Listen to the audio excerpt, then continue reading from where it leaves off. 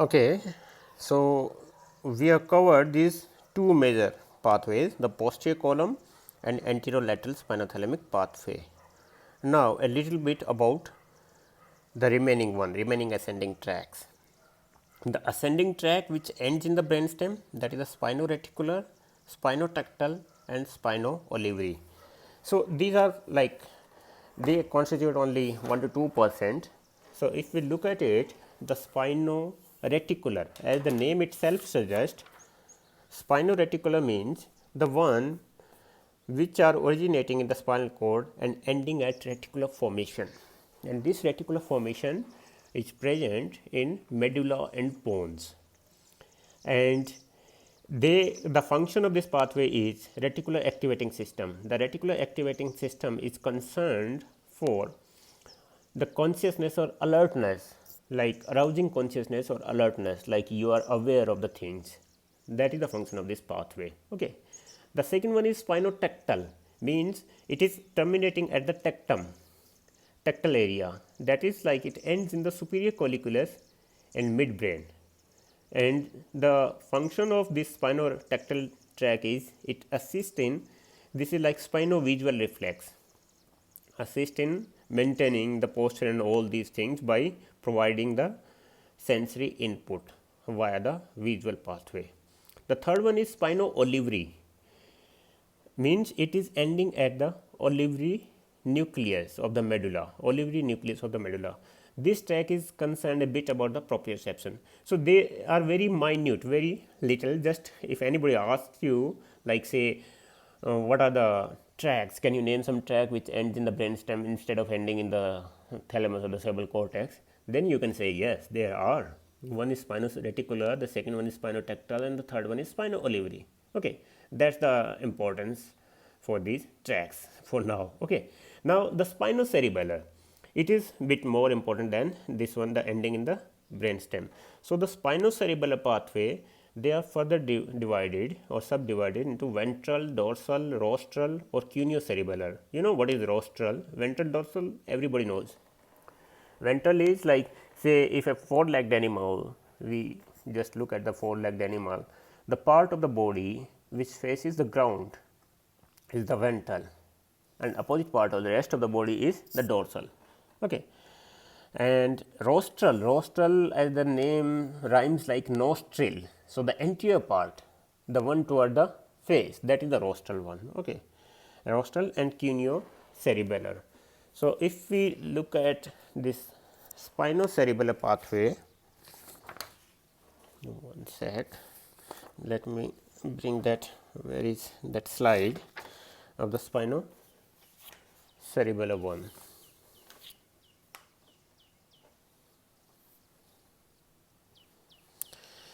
These actually they carry the unconscious, these spinocerebellar carry the unconscious proprioceptive input from muscle spindle, okay, from the muscle spindle and Golgi tendon organ.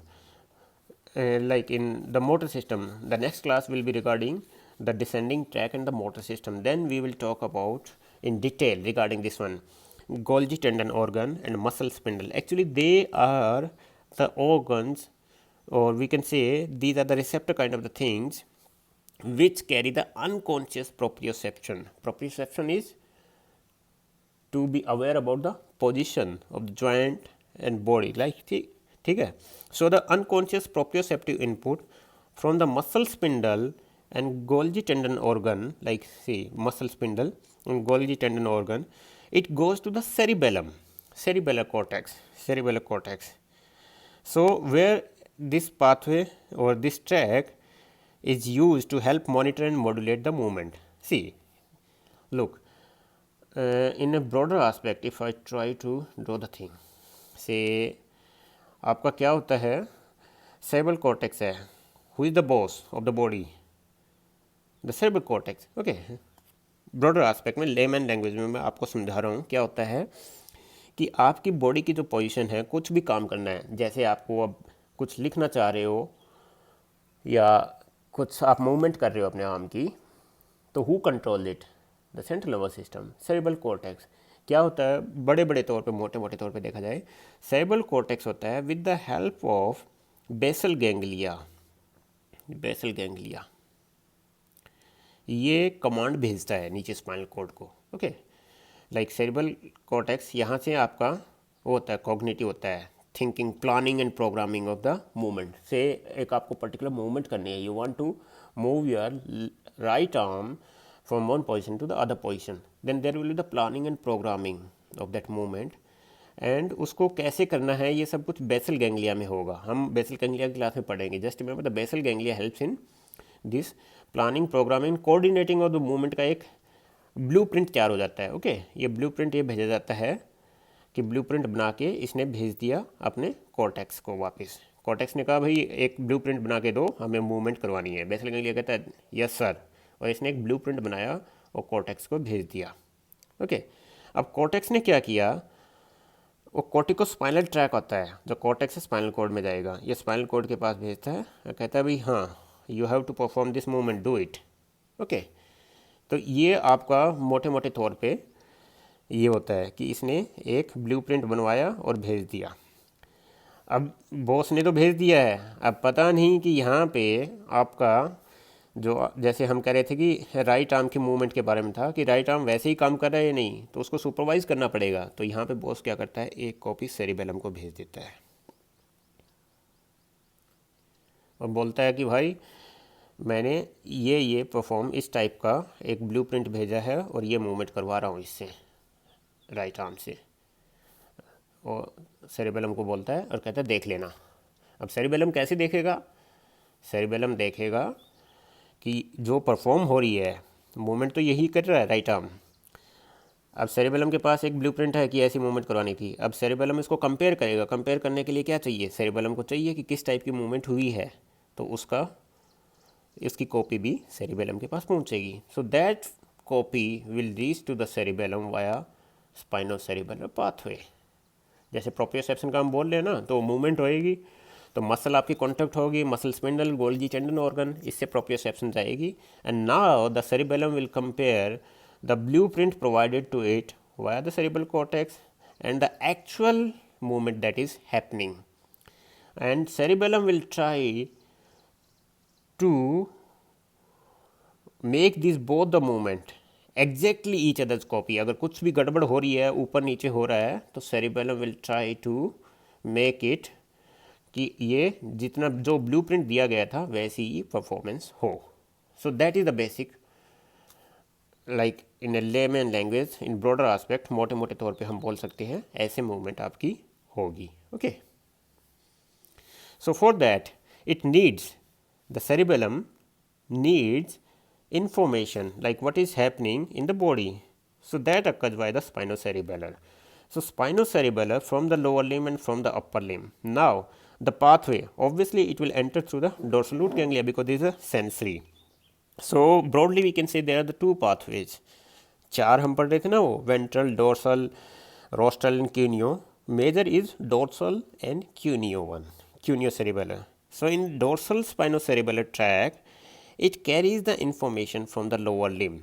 This is dorsal spinocerebellar tract.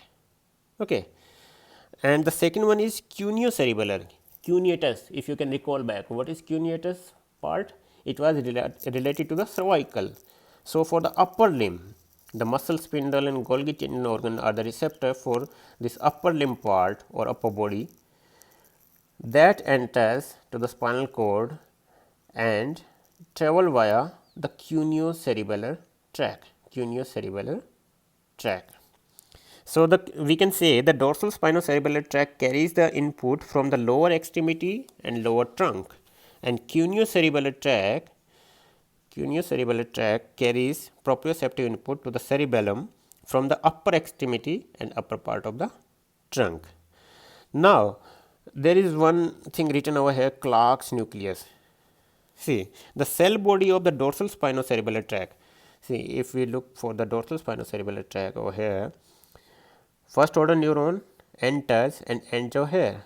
Now the second order neuron, that is starting from the spinal cord, and that cell body of the second order neuron is called as Clark's nucleus. Like there was the nucleus gracilis and nucleus cuneatus in dorsal column. Similarly, there is a Clark's nucleus, that is the cell body of the second order neuron which forms dorsal spinocerebellar tract, and this is for the dorsal spinocerebellar tract is coming from the lower limb and lower part of the trunk. So, this Clark nucleus is present in the lower part of the spinal cord, T1 to L2, thoracic and lumbar. In the thoracolumbar spinal cord, this Clark nucleus is present. So, the Clark nucleus is concerned with dorsal spinocerebellar tract. Now, the cell body of the cuneo-cerebellar tract second order, they are called as external cuneate nucleus. Like there was the nucleus gracilis and nucleus cuneatus. Nucleus cuneatus was present in the medulla oblongata. Similarly, there is external cuneate nucleus that is present in the brainstem. See, the basic thing, one, if you can note down, there is no crossing over for the cerebellum. The left side of the arm or the left side of the leg will be concerned and go and enter into the cerebellar cortex of the left side, same side. That is the major difference in the spinocerebellar tract from the other ascending tract. It never crosses to the opposite side, same side. Okay. So, there is no question arising whether the second order neuron is crossing to the opposite side at what point. No, there is no crossing at all, whether it is a dorsal spinocerebellar or cuneo-spinocerebellar tract. They will go and enter the cerebral cortex via the inferior cerebellar peduncle. This inferior cerebellar peduncle is like there are the three connecting points of the cerebellum with the brainstem: superior, middle and inferior cerebellar peduncle. So, broadly, largely large chunks, inferior cerebellar peduncle is the connection through which the body parts like the spinal tracts, they will enter to the cerebellum. जो imprint जो blue print आ रहा है आपका cortex से cerebellum में, that is mainly entering by the superior peduncle. और अब उसको कंपेयर करना है कि इन रियलिटी कौन सी मूवमेंट हो रही है, उसको कंपेयर करने के लिए this cerebellar cortex will receive the information from the periphery, it will enter by the inferior cerebellar peduncle. Okay, that is regarding the spinocerebellar tract, the major concern of the spinocerebellar tract. Rest of the brainstem we are covered like the spinotactal and all.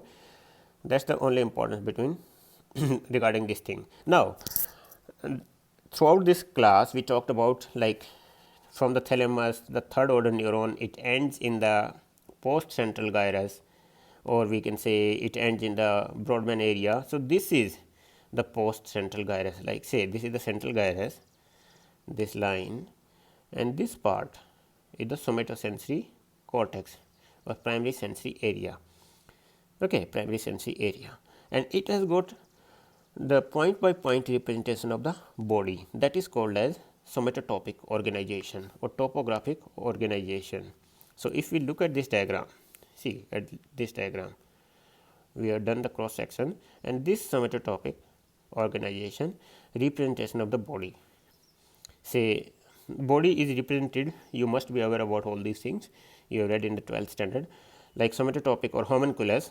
Somatotopic organization, it's upside down, like the lower part of the body is in the medial aspect, and then this is the trunk, and this is the upper limb, this is the face, that representation. Okay, that is the somatotopic organization or the sensory homunculus. Okay, sensory homunculus. So, fiber arising from the different level of the cord are somatotopically organized. Like fibers from the sacral cord are positioned most medially, and those from the cervical cord are positioned most laterally. The same arrangement continues in the medulla with the lower body or the foot representation in gracilis nucleus and upper body or the finger representation in the cuneate nucleus. Now, the medial lemniscus is organized dorsal to ventral, representing from neck to foot, means the one which is coming from the foot will occupy the ventral most, and the one which is coming from the neck part will occupy the dorsal most part in the medial lemniscus. Means throughout the tract there is organization, it is not haphazardly or the random one. Somatotopic organization, it continues throughout the thalamus and in the cortex itself. So, from the ventral posterolateral nucleus of the thalamus, which carries the sensation and end in the primary somatosensory cortex, they are represented. point by point. And not only the localization, not only just the localization, but also the size of the cortex, size of the cortical receiving for impulses from a particular part of the body is proportionate to the use of the part. If we look at this diagram, that is called the homunculus. See, in this diagram, for the finger, so much of the area, just for one finger, the entire area is representing the finger, index finger. And if you look at the trunk of the body, see, this is the upper limb, this is the neck, and this trunk. The entire trunk, the area representation of the entire trunk is almost equal to the area representation for just an finger, index finger. Why? Because the total area of representation within cortex is proportionate to the use of that part. That is called as homunculus. Relative size of the cortical receiving in proportion is called as homunculus. Okay, that is called as the homunculus. In addition to the primary somatosensory cortex, that is the primary somatosensory cortex in the postcentral gyrus, there are two other cortical regions that contribute to integration of the sensory information. Like the sensory information is received, it enters into the primary somatosensory cortex, but it is very complicated one. So much of integration is needed. So, it will need the help of other part of the cortex. Those are called as sensory association area, which is present in the parietal cortex, and secondary somatosensory cortex or secondary somatosensory area, which is located in the wall of the lateral fissure, which separates temporal lobe from frontal and parietal lobe. Temporal lobe from frontal and parietal lobe, this part. Okay. Now, coming to applied aspect, just remember there are two major applied aspects, that is very important to know. The syringomyelia, there is one term that is called as syringomyelia or syringomyelia. What is syringomyelia? Myelia is related to the spinal cord. Syringo or syrinx, it is cavity. So, it is a formation of CSF, cerebrospinal fluid filled cavity within the spinal cord, and most of the time this syringomyelia, it happens in the cervical region. See, if there is a CSF filled cavity within the cervical region of the spinal cord, okay, within is two times, just omit this part. So, within the cervical region of the spinal cord, if there is a CSF filled cavity, then what will happen? See, if I try to draw the diagram, take this one, say this is the spinal cord and this was the central canal, right, through this central canal there is flow of the CSF. If it enlarges, that is called as syrinx or syringomyelia. Now, will it cause any problem? Yes, it will cause. Now, the point is, this blue one is representing the gray matter. If the original size is represented by the orange one and this green one has become the abnormal one. So, which part will get compromised? This part is getting compromised. पहले इसको इतना space मिल रहा था, this much. Now, because of the enlargement of the central canal, it will get compromised. And what is this area? This area is ventral gray commissure. If you can recall back, few slides back, I said there is ventral gray commissure area. So, if there is enlargement of this central canal, it will compress the fibers which is traveling in the ventral gray commissure. And who is traveling in the ventral gray commissure? The second order neuron of anterolateral spinothalamic tract. Second order neuron of ventrolateral or anterolateral spinothalamic tract were traveling and crossing over to the opposite side. So, if this enlargement of the central canal due to the cavity formation, it will get compressed. So, the function of these order neuron or this tract will get hampered, right. And what is the function? The function of this order neuron is to carry pain and temperature sensation, and mostly this syringomyelia, it happens in the cervical region. So, the person might present to you with the bilateral loss of pain and temperature sensation limited to the arm and hand.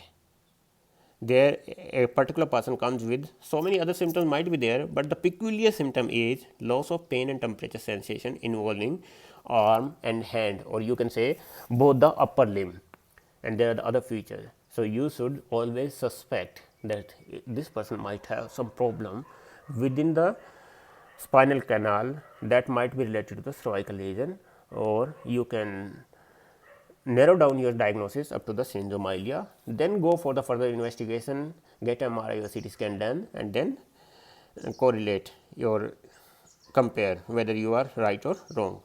And this loss of only pain and temperature sensation involving the upper limb is called as dissociative anesthesia. Why? Because the other sensation means the one which are carried by the dorsal column pathway, the vibration, position change, 2-point discrimination, they won't get affected. Why? Because they are not getting compromised by the enlargement of the central canal. The enlargement of that central canal is compressing the fibers within the ventral great hemisphere, not in the dorsal column one. That is why they won't get affected. That is why it is called as dissociative anesthesia, not the total anesthesia, dissociative anesthesia, where there is loss of pain, temperature and crude touch. Okay. And distal sensations are preserved, means below the tract they are preserved, only this particular area is getting affected. Okay. That is one. So, if you look at this diagram, see, this is the syrinx, formation of enlargement of this central canal, and how it is affecting. Say this was the red one, the primary order neuron, the secondary order neuron was originating and crossing over through the ventral great hemisphere to the opposite side, and then traveling along the anterolateral spinothalamic tract. So, because of enlargement, this part is getting affected. Okay, this part is getting affected, and this blue one represents dorsal column. So, it is not at all getting affected because its pathway lies in this posterior column. So, bilateral interruption of pain and temperature fiber of the both side. Why both side? Because it will cross over to this side and this side will cross over to the opposite side. Okay. So, that is one of the applied aspect is of these ascending tracts. The second one is, there is one term that is called as stroke. You know what is stroke? जिसमें अपने देशी भाषा में बोलते हैं लकवा मार गया. Stroke is like if there is an issue with the blood supply to a particular part of the brain, compromised blood supply, that is called as stroke. Okay. Because the result of that compromised blood supply, the function will get affected, ischemia of that particular part of the brain will happen, that is called as stroke. Now, stroke can happen to any part of the body. So, how will you narrow down your diagnosis? By knowing only these two things and the thalamus, we can diagnose, narrow down one of the things, that is the sensory stroke. Sensory stroke, pure sensory stroke, or rather say pure sensory stroke. Let me give you one example. Say there is a 65-year-old male that presents to you in the emergency and says, I am not able to walk properly since morning. सुबह मैं उठा तब सब कुछ ठीक था, रात को सोया तब सही था, सुबह उठा तब भी ठीक था, उठने के 1 घंटा बाद मैंने देखा कि मैं ढंग से चल नहीं पा रहा हूँ, and I cannot feel anything on the entire right aspect of my body. 65-year-old male presents with unsteady gait, or you can say can't walk properly, that is a one symptom. And second, right side body, no sensation, no sensation at all. What will be your first impression of this patient? The first impression should be like there is problem with total loss of the sensation on the right aspect of the body. तो अगर आप track देखते हो तो आपको कैसे पता चलेगा कि टोटल एस्पेक्ट अफेक्ट हो रहा है, जो हमने अब तक पढ़ा है, डोर्सल कॉलम वाला पढ़ा है और एंटीरियर लैटरल वाला पढ़ा है.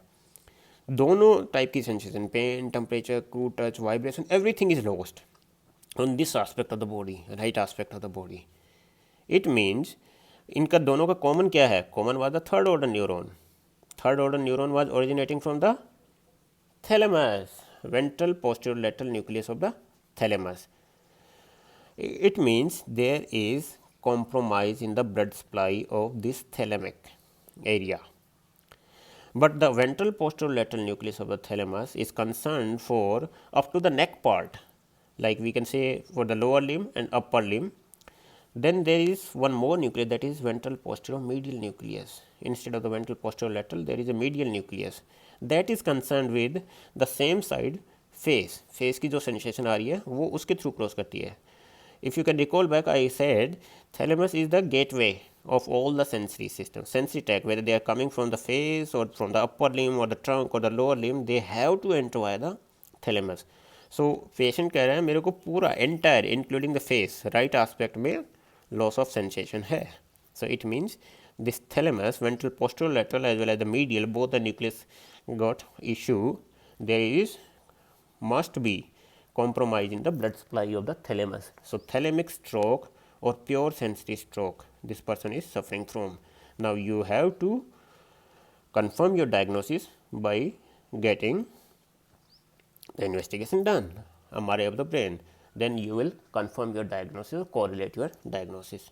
That is the second major clinical correlation or the clinical significance of knowing the posterior lateral the posterior column pathway and anterior lateral pathway. Okay, that's all for today's class.